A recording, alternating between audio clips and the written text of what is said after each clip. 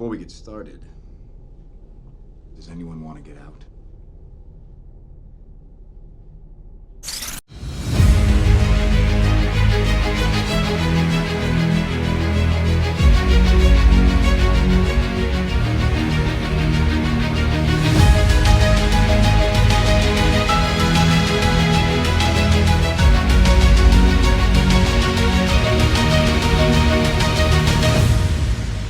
Hello, everyone. No. Oh, Go.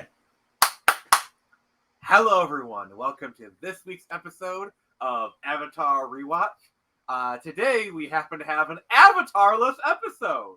In fact, you could say this episode features Zuko alone. Nice. So yeah, this is probably one of the best episodes of Avatar: Last Yes. Airbender. And it's the most, if you pay attention to the voices, it's the most cameo rich I think I have encountered. We will get to that. There's let's just say there's one cameo that That made me want to spin around. I was gonna go even more obvious and say it was quite the wonderful cameo, but hey, that works too. Mm-hmm. So let's cart it over onto something else. You know, a little awkward, but hey. So like I said, the title is called Zuko Alone, and this is this doesn't feature the gang at all. Like going into this, I had it in my head that like there was gonna be like a B plot with the gang, but like there wasn't. Like they don't even show up at all. Like it is insane. So as we saw in previous episodes, Zuko struck out on his own from Iroh, and now he's not doing too hot. And then he's about to rob these people. Then he finds out that like one of the women is pregnant. Which, by the way, those people will return. I'm just giving you a little foreshadowing. I figured they would return at some point. Yeah, I just wanted to point that out. This is more for Jared's sake because like when they return, like it's because it's kind of like a Bleak and you miss it kind of thing. But yeah, they do return here later on. So, and Jared, now that I pointed them out and you're there in your head, when you see them, you'll know because yeah. Okay. So yeah, that's kind of your fun fact for that, and like the fact that he doesn't rob him, like it's just showing how Zuko's breaking. Like he's. Yeah, changing. I think that this was a key episode in Zuko's character switch. And what I mean by switch, him turning into a hero or like an anti-hero. Yeah, he's kind of in the anti-hero territory right now. To me, he kind of reminds me a lot of Red Hood. I could see that. In terms of like which DC character I think he most aligns with, I would say Red Hood, because Red Hood does good, but can use like extreme means. Yeah, and the thing that I like about this episode, sorry, I'm kind of just moving on to the next. It's all good. It's a good comparison. But like, there's something that I kind of want to touch upon where I was talking to this and it was kind of hitting the feels where they go really into Zuko's backstory and they talk like they kind of show a relationship he has like with his family and whatnot. And I gotta say, I'm really realizing why I'm such a Zuko fan. Like because I relate a lot to Zuko. Zuko is a person. He's the one is like this family kind of looks over. He's the one who's had to fight for everything in his life while everything is handed to his siblings and his sister and whatnot. And that's me in a nutshell. Like I relate to Zuko's struggle so much. Like Zuko. I think they said they say this in the show where they said that Azula was born lucky and then Zuko was lucky to be born. And that is so much that I can relate to. Like I grew up in the shadow of my sisters, the shadow of my parents. Like when I entered middle school, everyone just referred to me as, "Oh, you're so and so's brother. Oh, you're so and so's son. So and so's, whatever." Obviously, I'm not naming names here, of course. But like, yeah, that's all that everyone referred to me as when I got to middle school or like interacting with the community because my parents did like outreach and whatnot. And it just kind of gave me this burning desire to be my own person. Like I wanted when someone meets my mom, I would want to say, "Oh, you're Nick's mother." I want that. I want that so badly, and that's so that's sorry. I had to kind of get that. So yeah, this episode reminds me why Zuko is kind of a favorite of mine, and So Jared, what are your kind of thoughts, your initial kind of thoughts of this episode? Well, because it does a lot to explain where Zuko was even in the beginning of season 1, why he's the way he is, and it also shows how petty Azula is. I mean, jeez. I mean, that's a bit of an understatement. I mean, she is voiced by Catwoman, so it kind of about her adult self is what I mean. So it makes sense about in Great Deloise, by the way. Yeah, which she's awesome. But and what's really cool about it is that I dug how in this episode also Zuko, when he's going to help at the last battle, I like how long it takes him to break out the fire bending because okay. Yeah, that's getting a little ahead of ourselves. Okay. So, we'll talk about that. Because I like to try and go through the plot of the show chronologically and whatnot. So Zuko's he's starving. His horse is bad, and he goes into town and he's trying to buy food and feed for his animal. He only has 2 coins. All he can do is buy feed for his animal. So the fact that he buys feed for his animal before feeding himself, that says a lot about a person. That says a lot about him. And we meet what I can only describe as a home guard. It's basically these group of people who are tasked with defending the village from the Fire Nation, but they're basically a bunch of thugs. It reminded me of, did you ever see the movie Cold Mountain? No. Jared? So Cold Mountain is a story set during the Civil War, and it takes place in the South, in this town kind of in the mountain, Cold Mountain. And there's this thing called the Home Guard, where basically this group of people who guard the town, whatever, but they run it like a bunch of thugs. So that's kind of okay. I see what you're talking about here. Yeah. I definitely got that analogy. That's actually a very solid analogy for this army, if you will. Yeah, by the way, you need to see Cold Mountain. It's actually a good movie. I'll check it out. And you see this throughout, this is the political scientist coming out in me. You see this throughout history of military forces that turn into thugs and oppress the people they're supposed to protect. Yeah, and so there's plenty of that kind of political analogy going on that I'm sure Jared was just writing down notes furiously or something. It brought me back to my days in school, my friend. Yeah, just another reason why Jared loves this show. So, some people steal some stuff and see Zuko, he's no snitch. So he doesn't rat them out, and the kid's actually a pretty nice kid, all things considered. And so he takes them back to his farm, and you see about what do you think of all the hybrid animals? Oh my gosh, in this, I was like, good Lord. See, here's my thing about this show. It's not just the hybrid animals, it's which animals they combine. I'm like, what the heck? A pig rooster? Yeah, I know. As soon as I saw that, I was like, oh my gosh. I could see an ostrich horse. That kind of makes sense. But it's like a pig ostrich? I mean, a pig chicken? I'm like, what? A pig sheep? Sheep pig? So a beep? And so when we get there, he meets the mother and father, and the mother. Okay, Jared, how long did it take you to pick up who was voicing the mother? For so long, I was like, wait a second, that name sounds familiar. Then when you texted me and said it was a wonderful cameo, I was like, oh wow.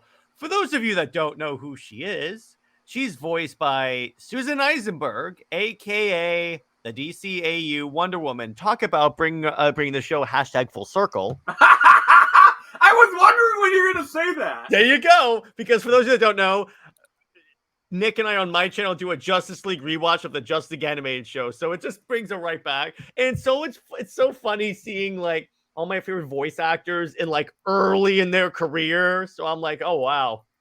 Technically, this was after Justice League because like this was 2006, so it's like I think this is like when did Justice League Unlimited end? I have to see. Let me see. But during or shortly after Justice League also, Unlimited. wait a second. This wasn't the only one. Do you know who gave an additional voice to this episode? Who? I'll give you a hint.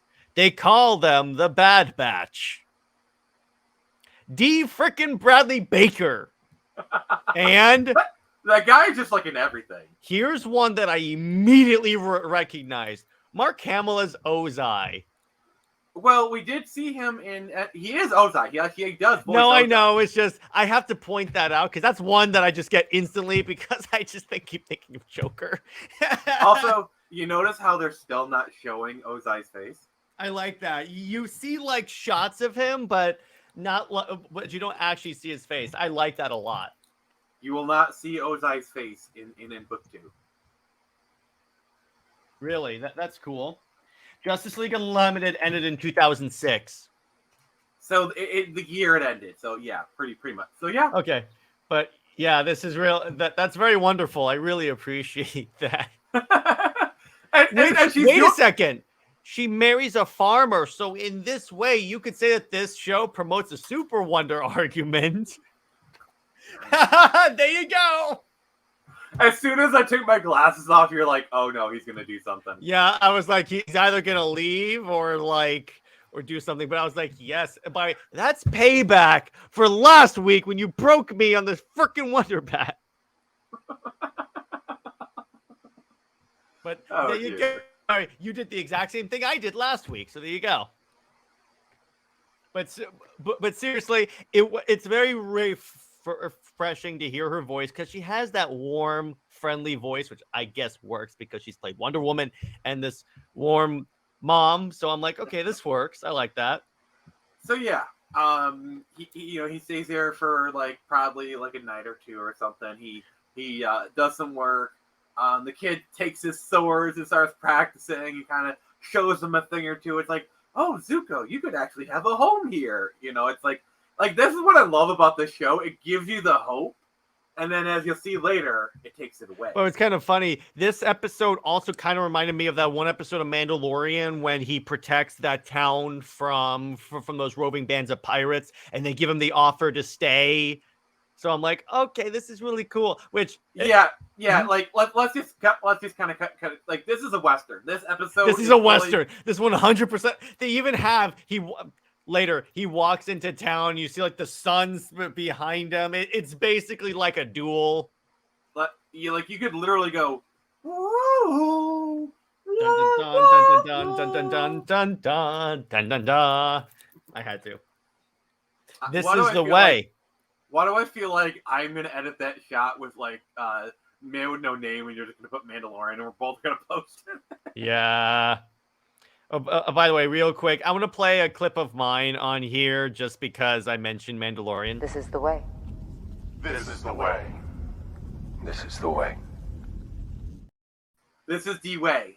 This is, oh my gosh, dude. Ugandan Knuckles for the win. Oh, I love it. I love it. But again, and like I told Nick before we log on, this is probably my favorite episode of the series so far. Yeah. I feel like some episodes might top it, but this is going to be in your top 5 episodes. That's why I said so far. But yeah, this is definitely going to be in my top 5 and or 10 list.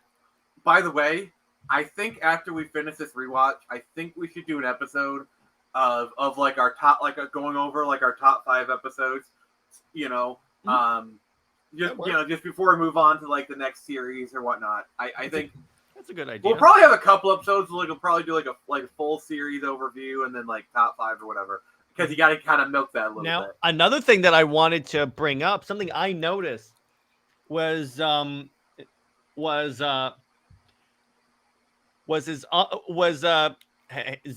uncle. For some reason, I forgot his name.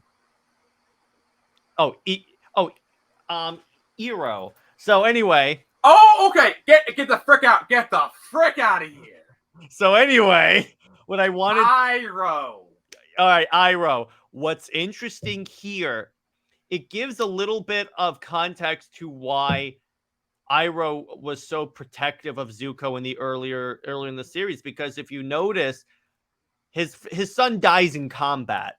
So what I picked up from this is that there's a little bit of thunder. But what I picked, it's a thunderbender. No, it's Athena being pissed off about something. But anyway, I had to. But Thor's having a going on a pub crawl in your town. yeah. So what this indicated to me is that the reason why that Iroh, I'm confused now, is protective about Zuko is because he sees him as a surrogate son.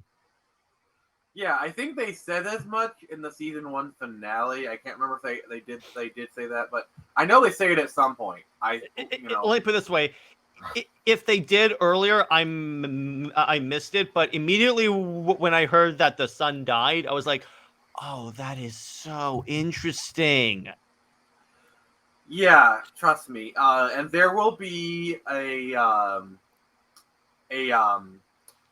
episode later that kind of deals with it a little bit more, and I'm going to tell you right now, you will cry. Okay, cool. And whenever you hear "Leaves from the Vine," like all Avatar fans are crying right now. So like everyone, all Avatar fans, like, yeah, trust me. Like, break out my SpongeBob violin. Yeah, I don't want to spoil anything, but like, yeah, that is a hard episode, but a good one. Yeah, but and I also like how there is another subtext, Nick. So you could tell me if I misinterpreted this, but did the mother take Zuko's place in like the execution?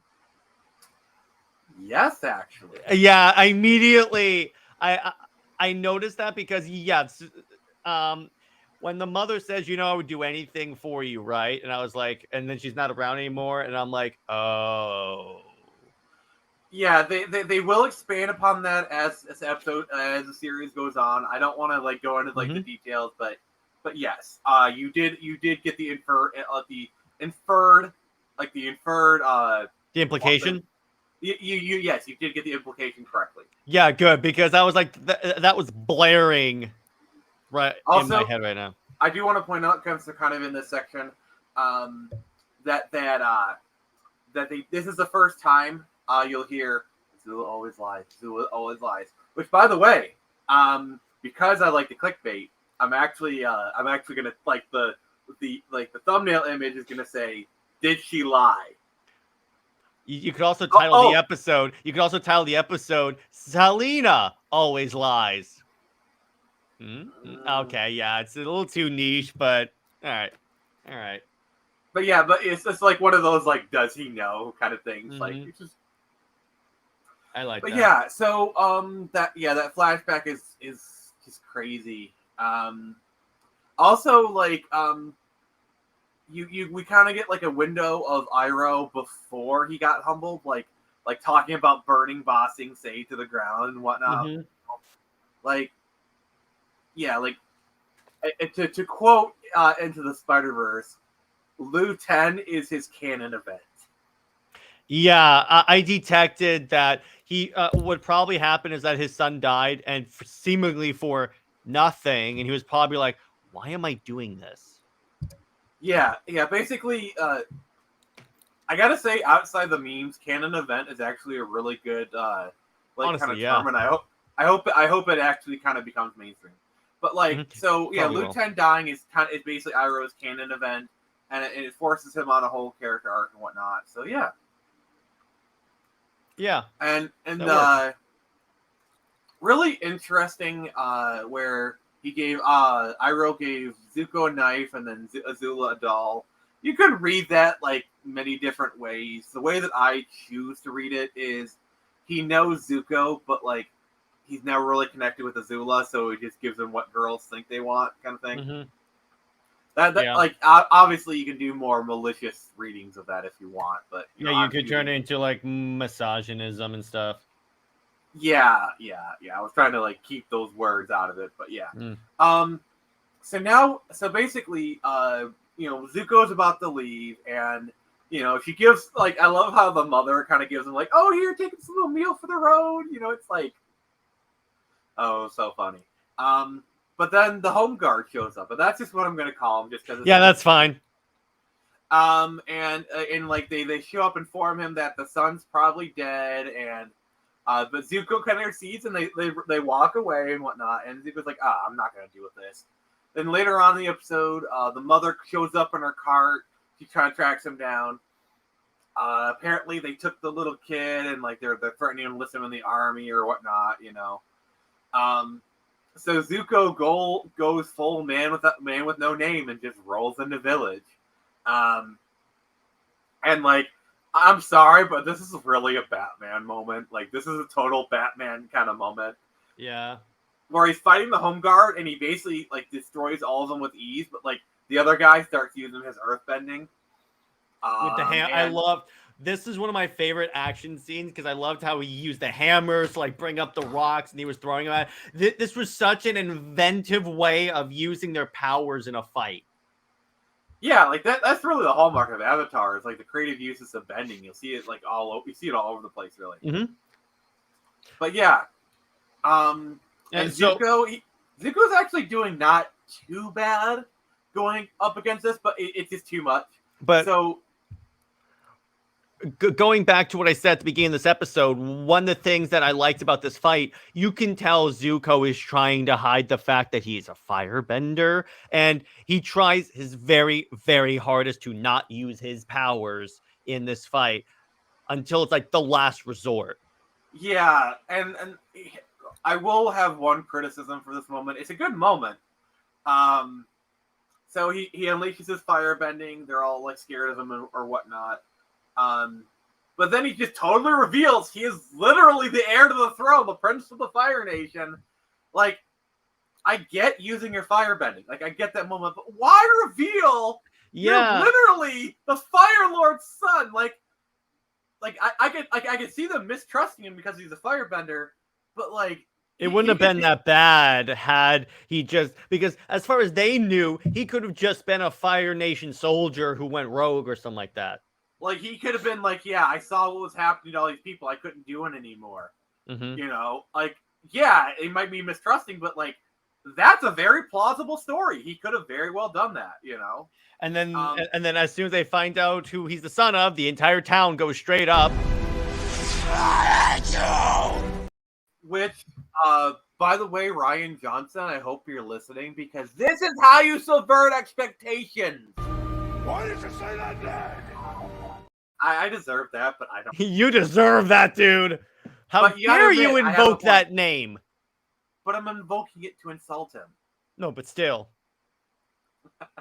But you get my point, though, right? Mm-hmm. No, I get it, yes. Because I thought that they were going to now accept him. Oh, he fought for us. He's not like this dude. But no, even the kid he went to save was get away from me. Yeah, which is an emotional gut punch, and I don't know. I just really, I mean, it's a realistic way of doing it, but it's not something you would expect to happen, especially in a kids show. Yeah, well, once again, I do agree with you. Yeah, you could have. Why did you say who you are? Again, I share that criticism because it seems kind of stupid. It could be. I get using the firebending. Yeah, that's fine. But it's because here's the thing. It's because it's not like Zuko is tight with his dad right now either. So yeah, and it's you could have had the same exact outcome. Oh, he's a firebender. He's Fire Nation. Thus, we don't trust him. You could have had the exact same ending, the exact same outcome. But even without that, it's it's just unnecessary to go. It's a cool moment, but But by the way, I have two pieces of trivia I do want to bring up. I have it pulled up. Yes, this is their Western. It is confirmed. So yeah, and this is the only episode in the entire franchise where Team Avatar does not appear. The only one. Which, in light of that, I want to bring up another thing. When it communicated to me that the Avatar cast was not going to be in the episode, This is what, as soon as I finished the episode, I thought, hey, Flash TV show showrunners, this is how you do a series, because you can have one episode where the crew does not show up, but we hyper focus on one character. You can do that and have it be rare because when you think of Avatar in this context, you think of Aang, right? You don't necessarily, Zuko is not the first thing that comes to mind. It could be for Zuko fans, but you get my idea. The fact that it's okay to have episodes that don't have the main cast. It's just you can't have entire seasons where it's the whole cast is out. Like how crazy is this? Like you have the villain of season 1, the literal antagonist. Literally in season 2, he basically becomes the co-protagonist and literally has an entire episode where the main cast doesn't appear, and it's just also one of the best episodes of the series. Like, yes, this is how special the show is. This show has done better what modern writers. This show has done what modern writers wish they could do. Exactly. Which is why, again, this show kind of makes me angry on that, because I'm like, these people have no excuse. If we could do this in a TV show from the early 2000s, I'm sorry. No, I'm sorry. You have no excuse. Yeah, mid 2000s, but point taken. You get my idea. My point still stands. Yes, it stands very well.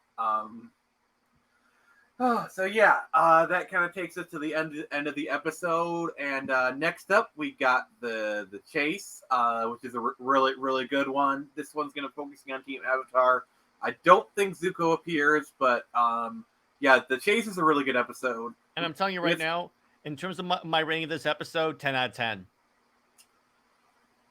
Actually, 9.5 because of Zuko revealing his true identity. That takes off half a point. I was about to actually give it a 10 out of 10 myself as well, but you make a really good point. Yeah, 9.5. That's actually, one. No, 9.7. Okay, 9.7. Because besides that, this is a perfect episode. Isn't it kind of funny? The first basically 10 out of 10 we've given is an episode that doesn't have Aang in it. Yeah. But all right. Again, I very much enjoyed this. So what are your closing thoughts on this episode? Really cool. I'm becoming a Zuko fan. I may have to get a thing of him for my shelf. And then get Dante Bosco to sign it, because I'm sure he'll come to a con near you sometime. Oh, yeah. If that happens, I'm taking a picture. I'm going to have him saying, "Hey, Nick from the Phoenix Press. I got you. Don't worry." I even took a picture in front of Appa. I could have sat on him and said, "Appa, yip, yip," but the line was way too long for me to do that. I don't blame you. So I got the picture. I fulfilled my obligation. By the way, we also broke another record. This is the longest episode of Avatar Rewatch we've done so far. Oh, sweet. Sweet. Yep, this has been Nick from the Phoenix Press. And remember, I can only show you the door. You're the one to walk through it.